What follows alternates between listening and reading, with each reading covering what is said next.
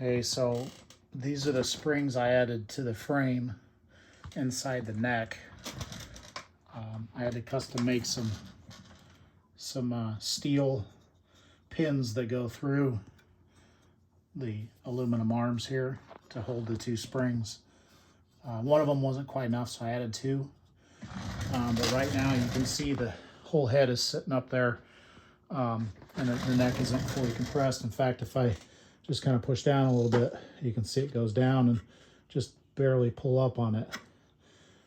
It sags just a little bit. So it takes a lot of the weight off of the servo that'll be down here. I could just kind of move that with one finger now. Obviously I don't have the servo turned on to make the head sit up straight, but with the weight of that head on there, I think that'll really help to make a difference in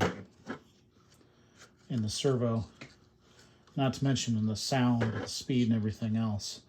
Those springs take up a lot of the weight. So anyway, I reprinted the servo mounts to have a gap where the springs go through.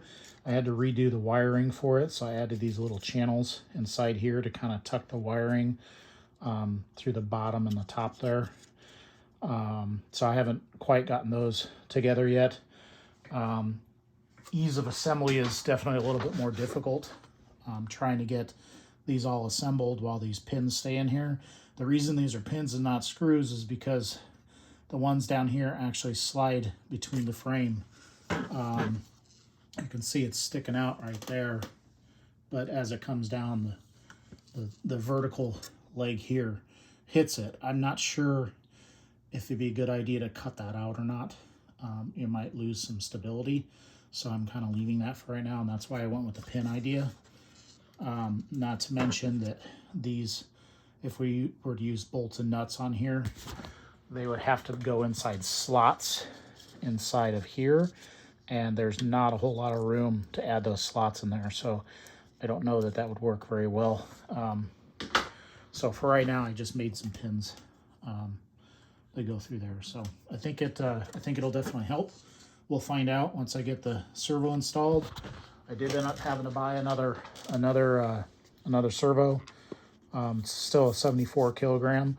I'm almost thinking we might be able to do this with something lighter than that now that those springs are in there, but I'm still going to use the 74 just because I've got it now, and you know, never hurts to have a little more power than you did before. So anyway,